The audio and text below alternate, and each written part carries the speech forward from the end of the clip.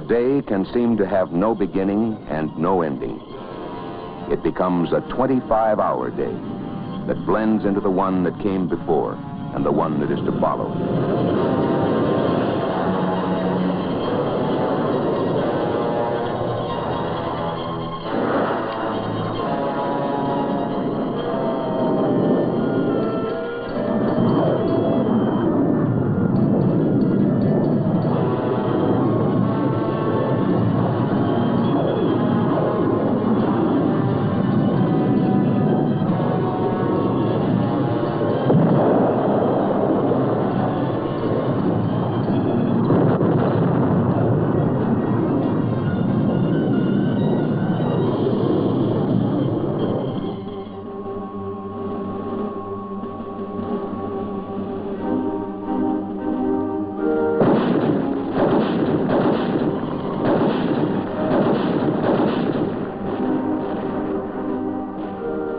It is not necessary to be a military man to understand how long a day can be. A shot fired at Bien Ho, Da Nang, Quang Tri, Haiphong, or near Hanoi can strike home in any city, town, or hamlet of 50 sovereign states.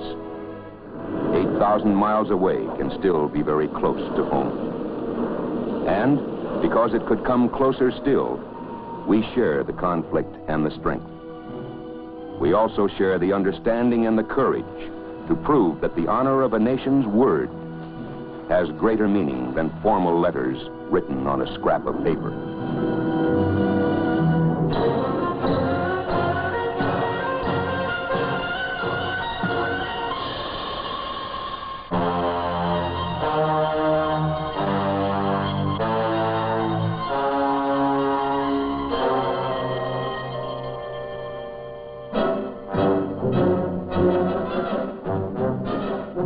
A man with a weapon is, if he is a reasonable man, a man with a purpose.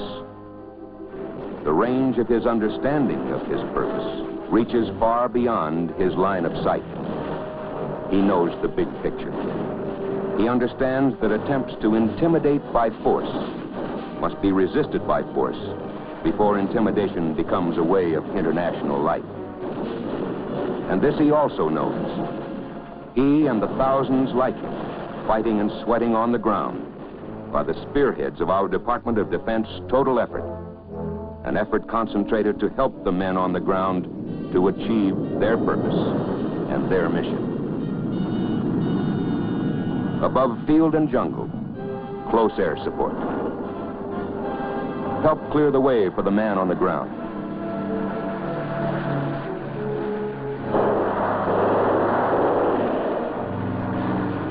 Reinforcing.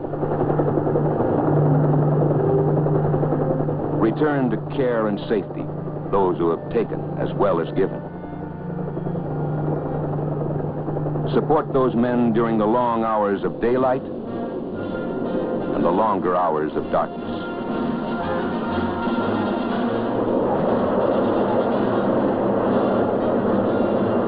Support them with B-52s against concentrations of troops and supplies. Give the enemy no chance to rest.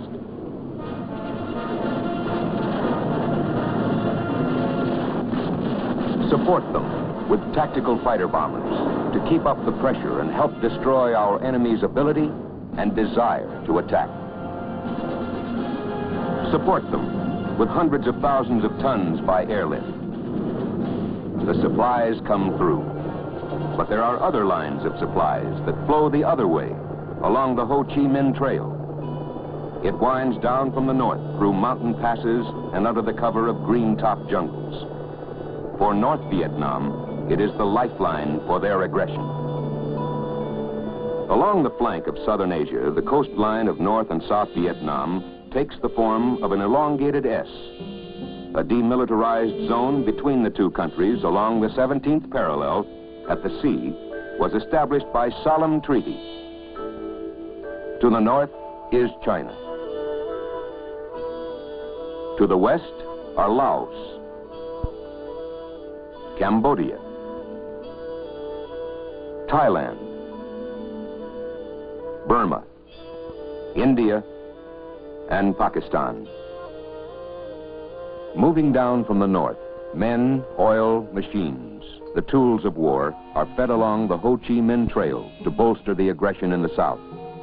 They move by night over the narrow roads, through mountain passes, and along trails hidden by the jungle foliage. Trucks and pack-laden coolies by the tens of thousands. Usually, by day, they remain hidden in the jungle, to venture out again at nightfall, to carry their lethal burdens along their narrow lifeline of aggression. That lifeline must be severed. When it is repaired, as it always is, it must be severed again.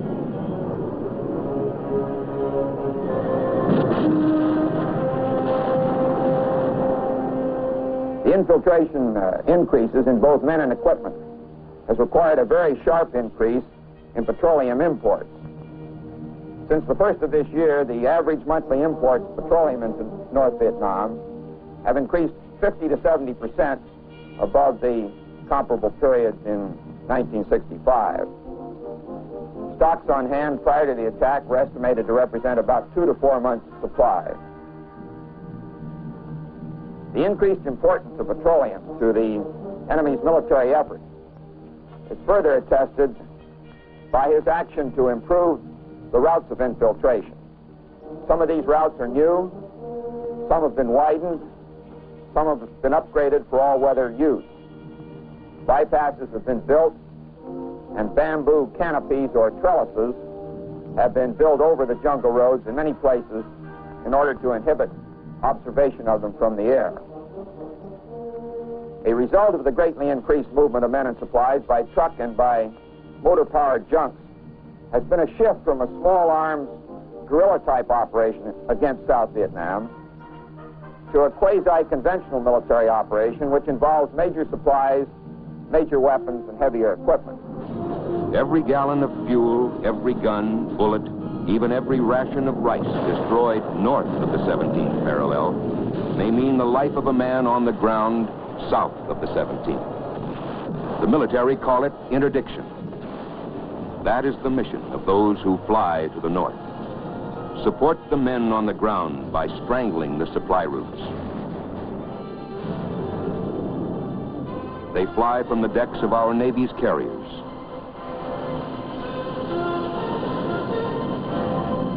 They fly from the surface of the land, the supersonic weapons of our Air Force's tactical fighters. They turn their noses north, north toward Mugia Pass, toward the fuel storage areas near Hanoi, north to interdict the trains carrying in supplies. The pilots do the flying. The ground crews keep them flying. It's an around-the-clock operation. Fly the mission, maintain the aircraft, repair the battle damage so that the next mission can be flown. No one counts the hours in a day. They keep close track of the months and weeks that they have left to sweat out to complete their 12-month tour of duty. But they don't count the hours in a day. All activity is monitored in aircraft vehicle control. Each operation is on a fixed time schedule. Often planes have to fly on paper before they can fly on missions. Nobody's job is easy, but then nobody ever said it would be. Every so often fellows will ask, why me? Why should I be here? One way or another, they have to find the answer for themselves. Usually they do find the answer. Then they have another question. What more can we do? The answer to that one is simple. Work your guts out for the men who fly the planes. A pilot's tour of duty is 100 missions. 100 missions to be flown. 100 targets still unknown. But it's my belief that my Thunder Chief strikes a telling blow to help G.I. Joe. Till 100 missions I myself have flown.